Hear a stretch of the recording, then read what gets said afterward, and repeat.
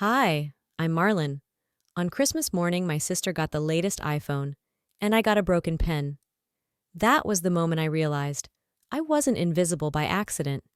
I was invisible by design. But it wasn't just about a gift. It was about years of silence, favoritism, and being treated like I was always one apology away from being wanted. So I left. And now, they want me back. But do they want me, or just the version that stays quiet? I woke up to the sound of holiday music playing downstairs. The same tinny playlist we'd had since I was 10. For a second, I let myself believe maybe this year would be different. Maybe this would be the one where we all sat together, laughed at stupid jokes, passed around warm mugs, and remembered how to be a family. The scent of cinnamon and pine drifted up from the living room, mixed with fresh brewed coffee and the fake warmth of twinkle lights. It was December 25th in Baton Rouge, and the house looked like something out of a magazine. Picture perfect, like always. Too perfect. I pulled a sweatshirt over my head and headed downstairs. Leora was already there, perched cross-legged under the tree like a catalog model. Hair curled, face glowing, oversized coffee mug held just right. Mom was fussing with the bows, Dad half watching the TV from behind his newspaper. The whole scene looked staged, like they'd rehearsed it without me. "There she is," Dad said, voice flat. "Thought you were going to sleep all day." I smiled politely, sat on the edge of the couch, and wrapped my fingers around a lukewarm mug someone had left unattended. No one asked if I wanted hot chocolate. No one noticed I hadn't spoken. Leora's first gift was a sleek box wrapped in gold paper, designer sneakers she'd mentioned in passing just once. "No way!" she squealed, practically bouncing. "You guys remembered?" "Of course we did," Mom cooed. "You work so hard, sweetie." One by one, the presents stacked in her lap. A hoodie from her favorite brand, noise-canceling headphones, a gift card to the salon she loved. Then came the final box, a bright red bow, the kind you save for the big one. She tore into it, shrieked. The latest iPhone. "Are you kidding me?" she gasped. "This is insane." "You've earned it," Dad said, grinning. My fingers tightened around the ceramic mug. "And for you," he added casually, reaching behind the tree. "Almost forgot this." A crumpled bundle in cheap wrapping paper was handed my way. I blinked. Inside, I found a thin notebook, the kind they sell in packs of 5 at the dollar store. Lined pages, a flimsy cover. Tucked in beside it was a plastic pen, already cracked along the side. I clicked it once. Nothing. Clicked again. Still nothing. Leora smirked. "Guess someone's on Santa's naughty list." Mom chuckled. Dad sipped his coffee. "Thanks," I murmured, voice catching on the edge of something sharp. That night, after everyone had retreated to their rooms, I stayed up staring at the notebook. It sat on my desk, still untouched, like a joke I hadn't gotten. I wasn't mad about the gift. It was never about the gift. It was what the gift said. "We didn't think about you. You don't matter." I lay back, the silence pressing in from all sides. 16 years ago, I remembered sitting on the floor, scribbling ideas into an old composition book. I'd written my first lyrics there. Dad had walked in, glanced at the mess, and said, "That's not a real plan, you know." Maybe I should have believed him. Maybe I should have stopped trying so hard. But I didn't. And this was how it ended. Not with a fight, not even with a raised voice, just a dry pen and a line I couldn't uncross. Around midnight, I heard voices downstairs. Mom laughing at some show, Dad commenting on Leora's latest Instagram post, like nothing had happened, like I hadn't disappeared right there in front of them. I packed quickly. Hoodie, laptop, the $20 bill I'd hidden in the back of my drawer. No dramatic tears, no slammed doors. Just the weight of quiet decisions. When I reached the front door, I looked back once. No one was coming to stop me. My phone buzzed in my pocket. 5 missed messages from a number I'd memorized but never saved. I didn't check them. I didn't care. I stepped into the cold Baton Rouge air sharp against my skin and walked until the house faded behind me. I didn't slam the door. I didn't leave a note. I just walked away. And for once, no one stopped me. Tay's guest room was small, but it didn't need to be big. Just quiet. Just mine for now. His apartment was on the east side of Baton Rouge, A place without manicured lawns or holiday inflatables in the yard. This neighborhood felt worn in, like a coat you didn't bother ironing. No one asked where I came from. No one cared why I was there. I liked it that way. I hadn't answered my parents' messages. Not Gareth's clipped, "You okay?" or Mom's awkward attempt at concern. I hadn't even opened Leora's text. It was probably a meme. Maybe something snide. That would have been her style. The notebook and pen were still in my duffel bag. I hadn't touched them. I didn't need reminders of what that morning had carved out of me. But even sealed in canvas and tucked under the bed, they radiated something poisonous, like they knew they were part of the story now. I opened my laptop, hoping to lose myself in something, anything. But there it was, Micah's face, his name, the album. He called it Glass Skin. I clicked the track with the most plays, Fault Line. And then I heard it, my song, my chords, my bridge, the melody I hummed while folding laundry, the verse I stayed up 3 nights perfecting, no credit, no trace of me. It was like watching your reflection in a mirror someone else was holding. 6 months ago, we were on his floor, tangled in wires and pizza boxes.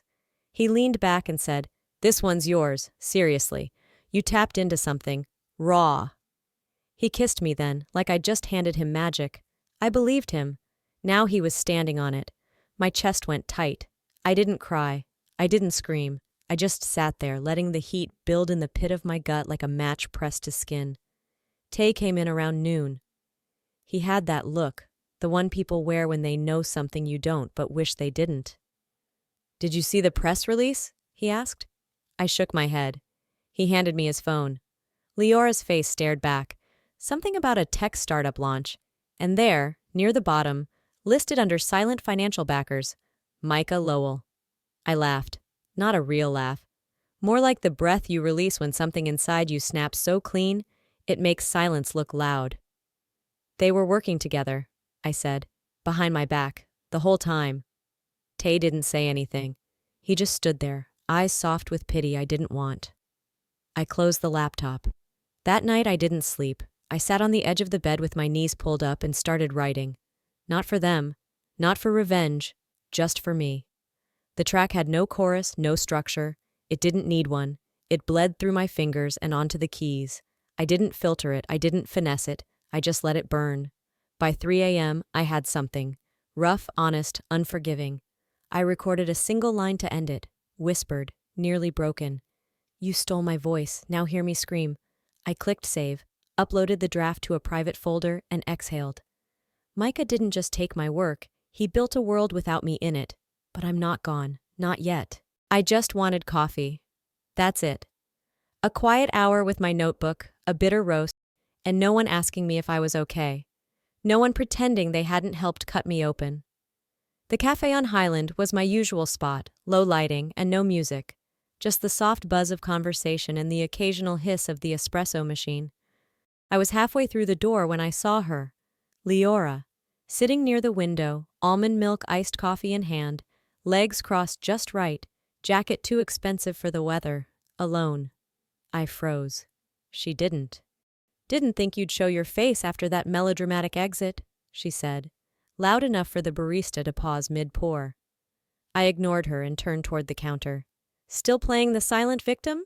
That your new brand?" I turned back slowly. "You want to do this here?" Her smile didn't reach her eyes. "Why not? You already made our family drama public when you ghosted everyone." People were watching now, heads turning over cappuccinos, curious glances bouncing between us. "You think running away makes you brave?" She kept going. "No, it makes you predictable. You've always needed someone to blame." I laughed once, cold. "That's rich, coming from the poster child of curated perfection. You didn't even have to compete. They handed it all to you before I could even ask." "Oh, please, don't act like you weren't bitter the minute I did better than you." My chest burned. My voice dropped. "You don't get to talk about bitterness. Not when you made sure I had no one left to talk to." She blinked. Just once. But I saw it. That flicker. "I don't know what you think you're proving," she said, "but airing dirty laundry doesn't make you honest. It makes you unhinged." "I'm not proving anything," I said, stepping closer. "But you're terrified I finally stopped being quiet." Neither of us moved for a beat. Then I walked past her. I didn't look back, but I could feel the weight of her glare, sharp and shaking. That night, Tay knocked gently on my door. He didn't speak at first, just handed me his phone, face tight. Old screenshots, group chats, DMs I'd never seen. Libra months ago. Watch out for her, she spirals, drama magnet. Another. She's not stable, I'm worried she'll bring you down too. Every name on those threads, people I thought had just drifted away. Turns out, they were pushed. I stared at the screen until it blurred. My body didn't shake, my hands didn't flinch, but inside, something folded in on itself. She didn't just take my place, I said quietly. She erased my support system. I didn't cry, didn't rant. I sat down, opened the voice memo app, and hit record. The words came out raw, uneven. I didn't care. I didn't even plan to use it. I just needed it out.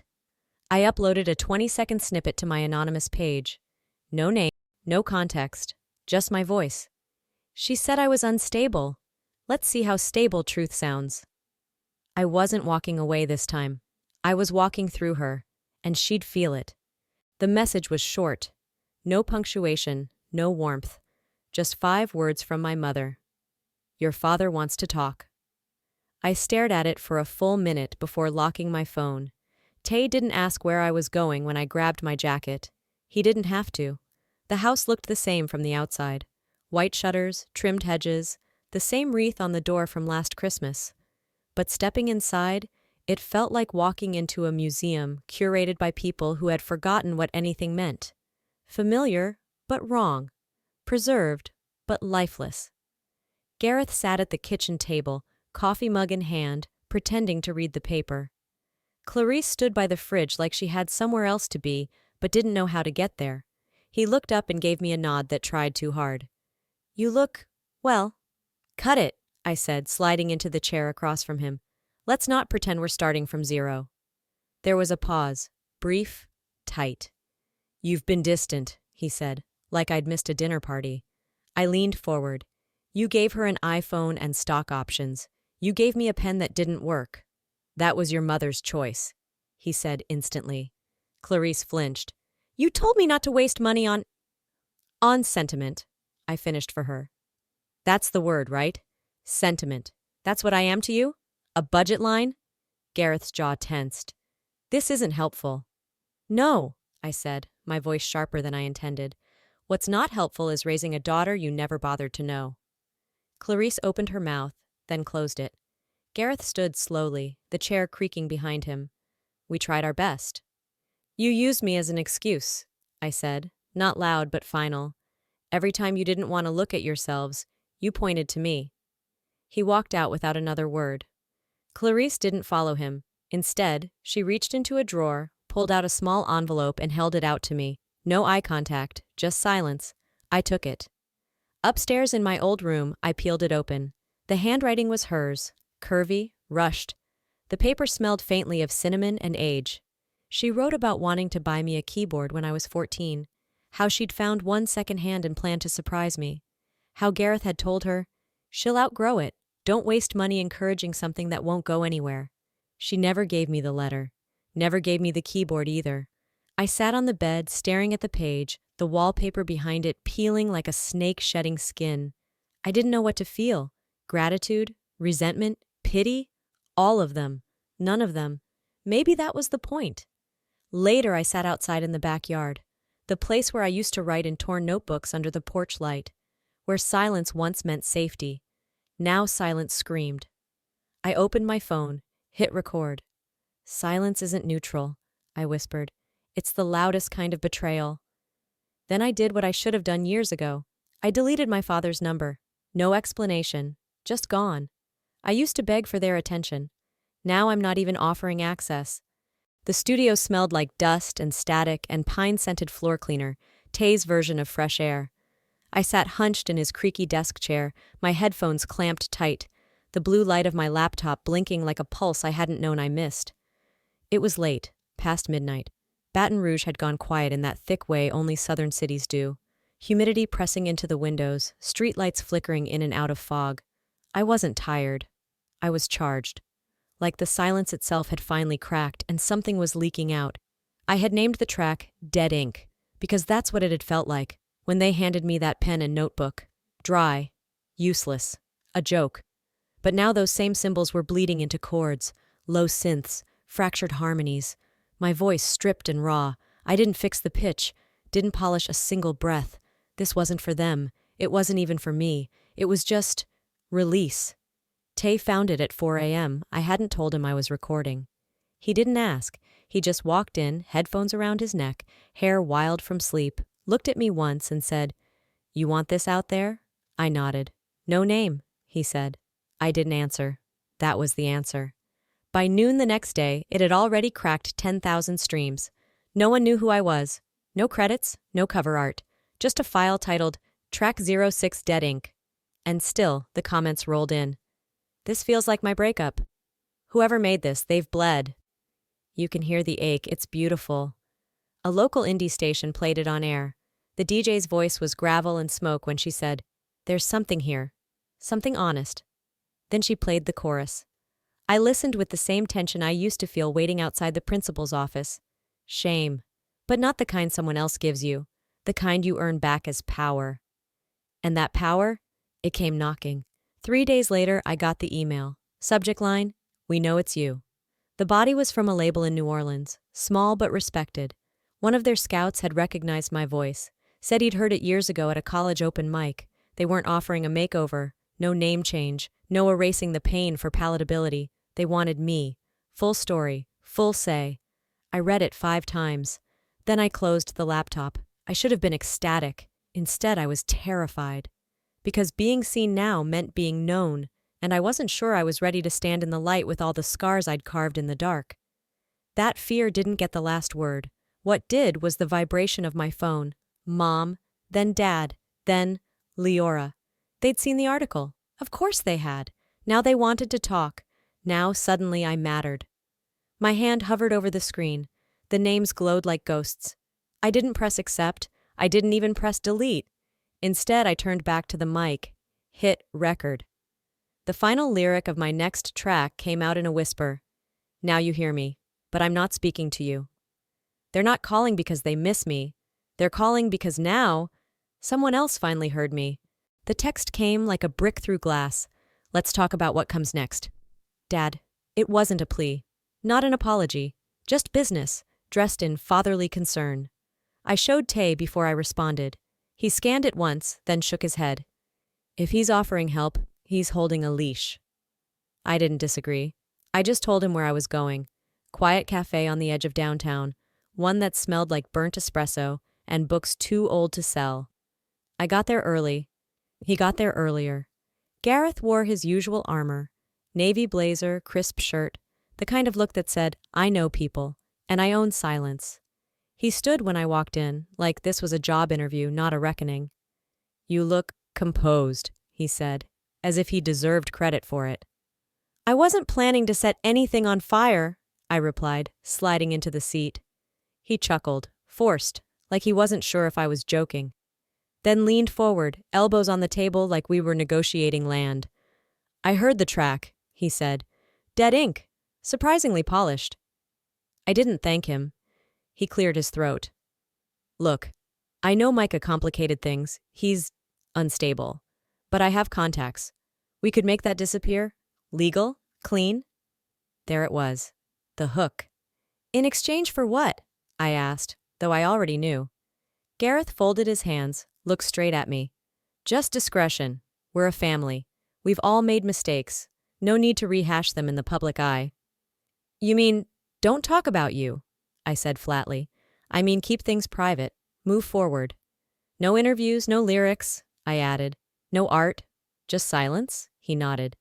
"That's peace." I laughed, sharp and hollow. "No, that's shame, dressed in contracts." He reached into his leather folder and slid a document across the table. A draft. Legal, clean. I skimmed the bolded sections. Restrictions on public speech, restrictions on publishing, restrictions on language. They were gagging me with politeness. "You always said I was too sensitive," I murmured, eyes still on the paper. Turns out that's where the power was. I didn't sign it. Didn't read the rest. just pushed it back, stood up, and walked out. The air outside was wet and heavy, like the city itself was holding its breath. Back in the studio, I sat at the mic and opened a new project. I titled it Inheritance. I didn't write lyrics, I wrote confessions. Layered the bass line with disappointment, laced the harmony with every word they told me not to say, and then I bled over it with the hook. You offered me peace, but signed it in shame. When it was done, I hit upload. No fanfare, no announcement. My phone buzzed again. One more message. You're making a mistake. We're family. I didn't reply.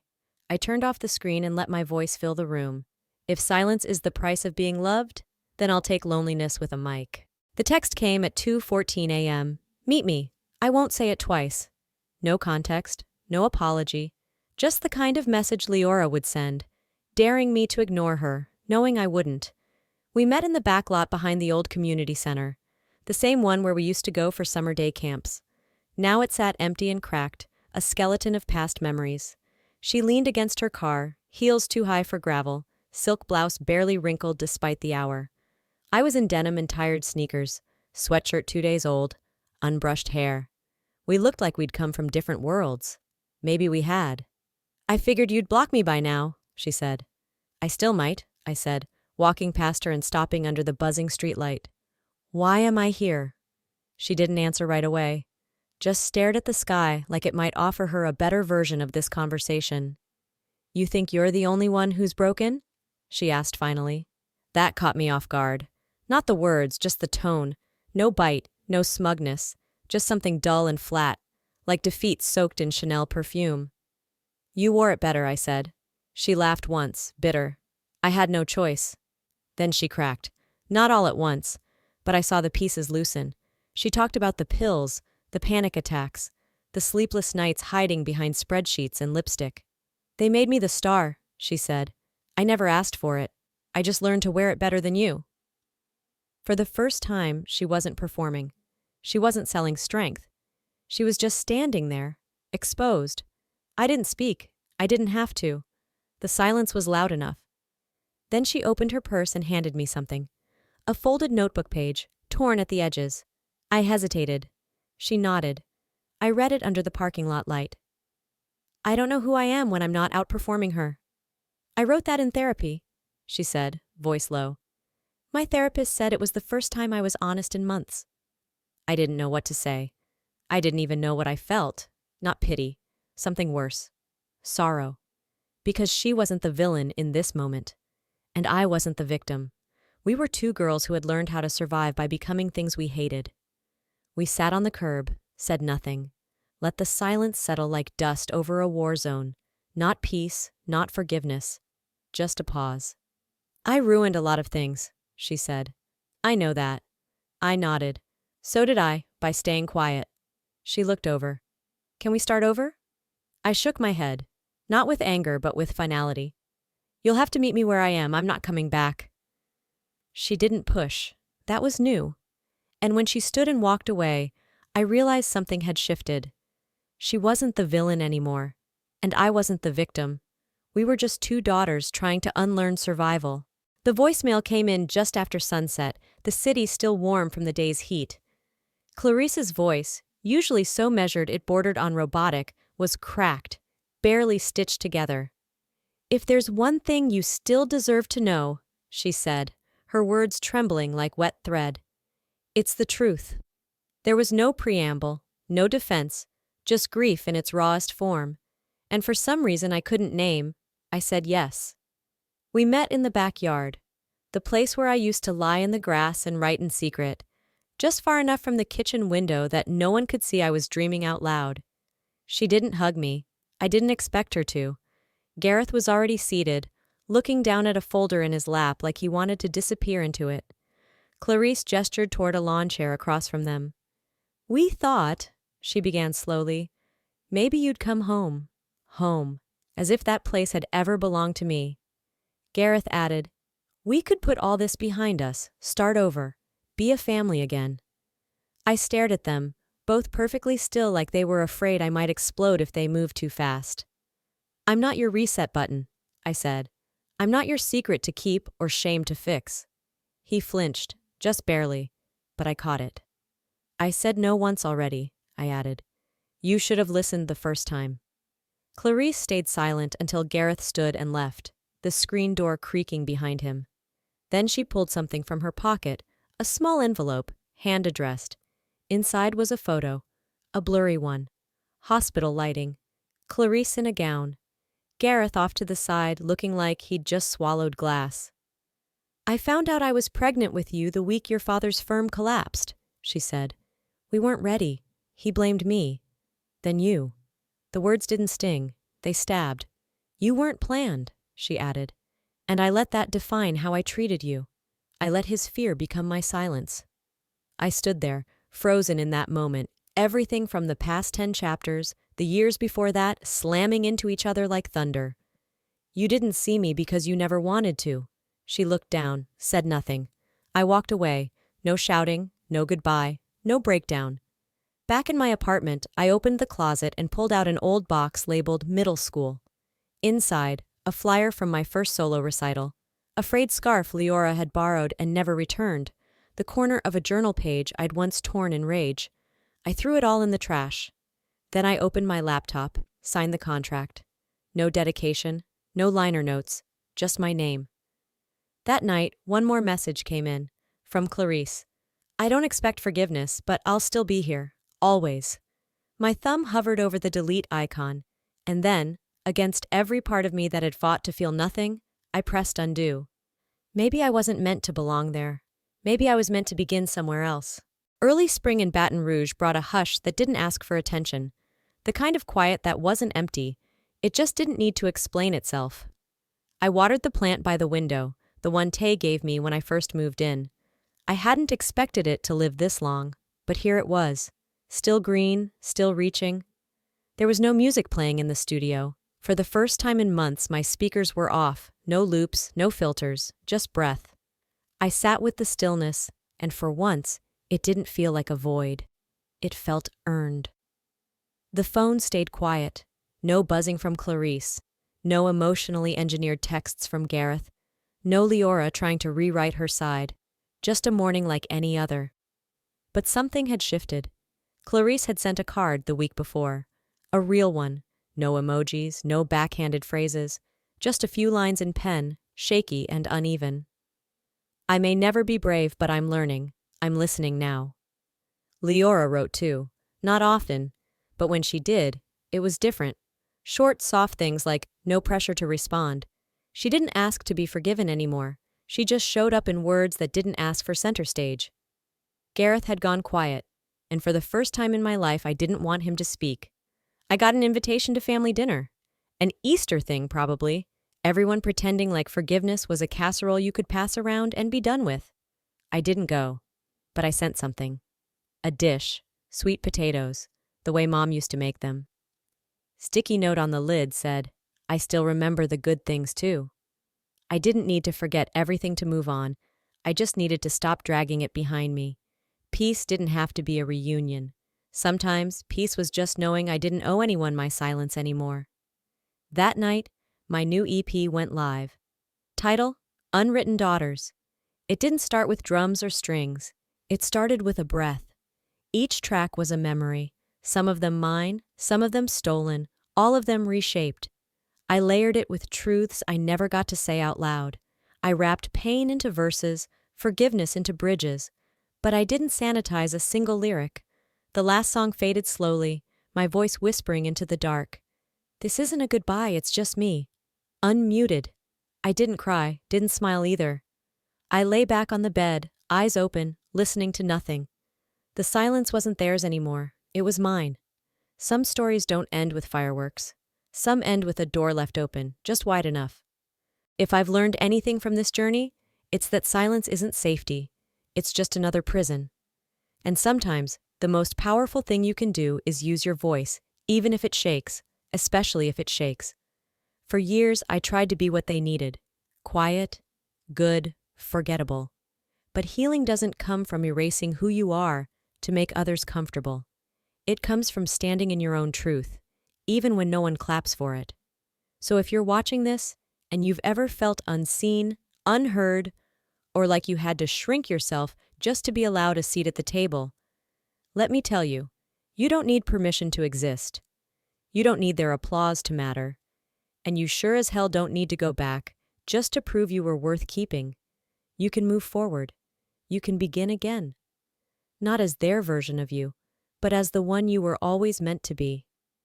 Now, I'd love to know, have you ever had to walk away from someone to truly find yourself? Drop a 1 in the comments if this story hit home, or just tell me where you're watching from. And hey, if this story meant something to you, hit that subscribe button so you don't miss the next one.